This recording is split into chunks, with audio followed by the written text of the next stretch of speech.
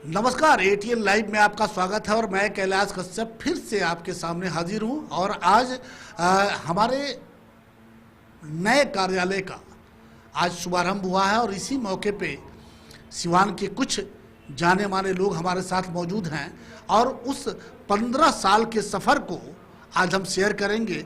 चूँकि खबर तो रोज़ बनाते हैं, लेकिन आज हम सिर्फ ये जानने का प्रयास कर रहे हैं कि एटीएन लाइव जो 15 साल 1.5 दशक का जो रास्ता तय किया है वो सफ़र कैसा रहा, किस रूप में देखते हैं लोग यहाँ के।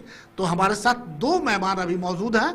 आपको बता दें कि एक हमारे बगल में बैठे हुए हमारे मित्र हैं, अच्छे मित्रों में से हैं अशोक गुप्ता जी, जो समाजसेवी विचारधारा के लोग हैं। हर अच्छे कामों में ये बढ़ चढ़ के हिस्सा लेते रहते हैं। और उनके बगल में बैठे हुए हैं हमारे सिवान के जाने माने पत्रकार, कशिश न्यूज चैनल के डिस्ट्रिक्ट रिपोर्टर, सिवान के प्रभारी हैं ये, और निरंजन जी। हम इन लोगों से बात करेंगे क्योंकि निरंजन जी से तो हमारा डेली हर खबर में हर जगह साथ होता है। लेकिन अशोक जी से हम पहले बात करेंगे कि अशोक जी, 15 साल का सफ़र तय किया है एटीएन लाइव ने और आज एक नए मुकाम पे पहुंचा है, नए तरीके से अपने को जनता के बीच रखने का काम कर रहा है। कैसा रहा एटीएन लाइव को, किस तरह से देखते हैं आप?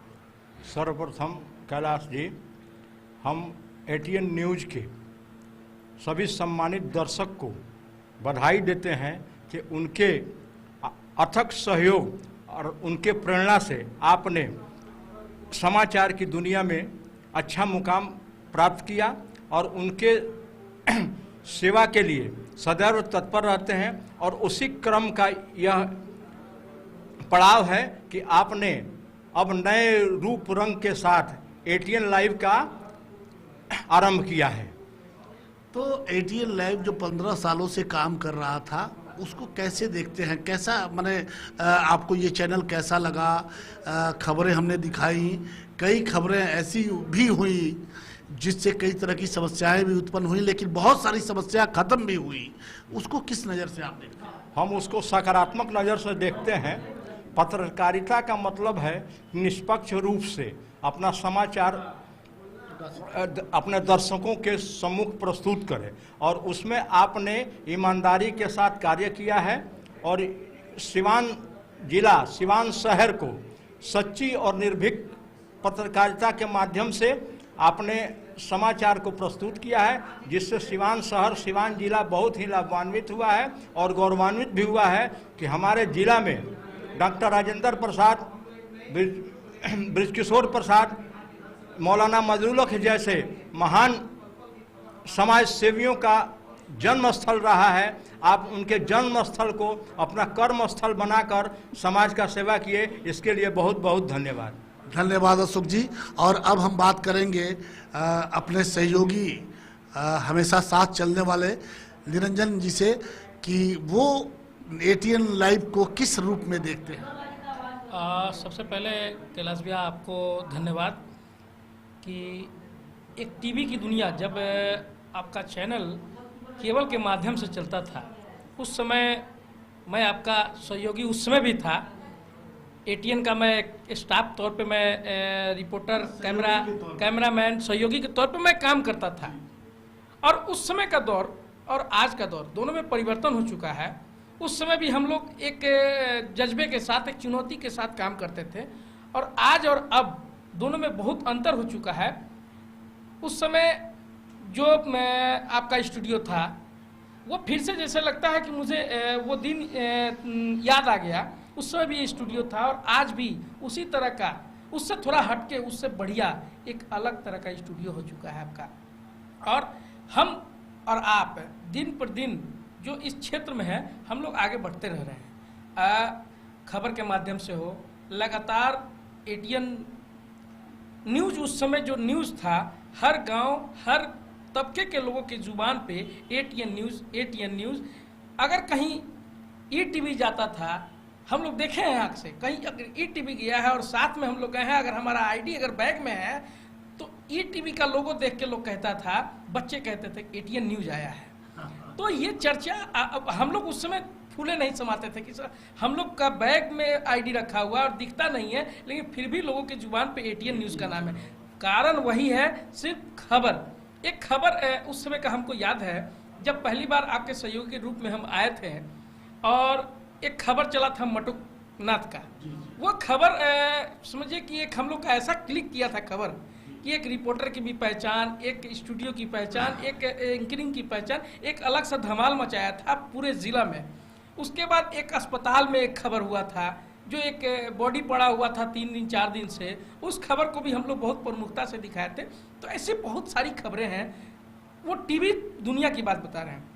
अब आइए आप यूट्यूब के चैनल जो आपका चल रहा है उसके माध्यम से, अब यूट्यूब डिजिटल माध्यम हो गया, डिजिटल माध्यम में भी लगातार जो आप खबर दिखा रहे हैं वो बहुत ही बेहतर, बहुत ही अच्छे तरीक़ा से हर अधिकारी, हर तबके के जो लोग हैं उनके नज़र में भी आज भी वही चीज़ याद रहता है। हालांकि बीच में कुछ व्यवस्था गड़बड़ था, बीच में सारा चीज़ होता है, उतार चढ़ाव ज़िंदगी में चलते रहता है, लेकिन आप उससे घबराए नहीं, आप उससे टूटे नहीं, लगातार उससे जूझते रहें और आज आप इस मुकाम पे ला दिए कि सिवान ऐसे शहर में ये इतना अच्छा स्टूडियो आपने खोला है।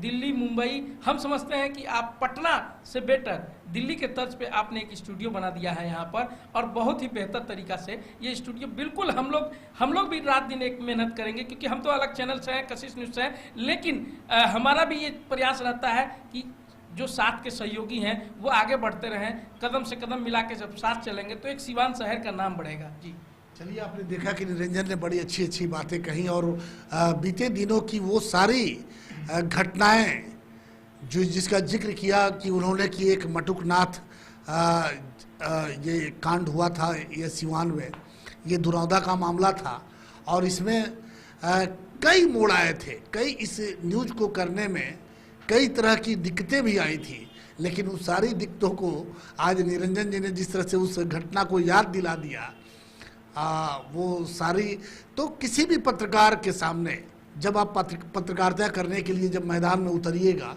तो सामने बहुत सी दिक्कतें आती हैं। ऐसा नहीं है कि हम सिर्फ कैमरे के सामने बैठते हैं, लाइट के सामने बैठते हैं और ये बड़ा अच्छा अनुभव होता है, ऐसा नहीं है। ये कुछ क्षण के लिए है, लेकिन जब आप मैदान में जाइएगा, जब आप भीड़ के साथ वहाँ पे उससे खबर बनाने का प्रयास कीजिएगा तो बहुत सारी दिक्कतें आती हैं।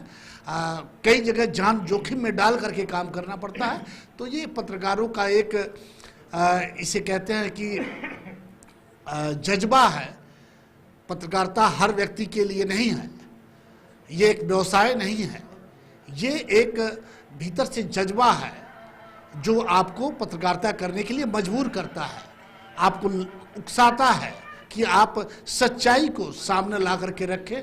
और आज तक एटीएन लाइव ने, जो पहले एटीएन न्यूज़ हुआ करता था, वो एटीएन लाइव है और हमने 15 साल का सफ़र ऐसे ही बहुत सारी दिक्कतों को झेलते हुए तय किया है और आज इस मुकाम पे पहुँचे हैं। एक बार पुनः आप दोनों मित्रों को बहुत बहुत धन्यवाद, जो कीमती समय निकाल करके हमारे इस स्टूडियो, जो नया हमारा कार्यालय आज शुभारंभ हुआ है, उसमें पहुँचे। और चूँकि मित्र हैं तो आना ही था, मैं पुनः उनको धन्यवाद देता हूँ।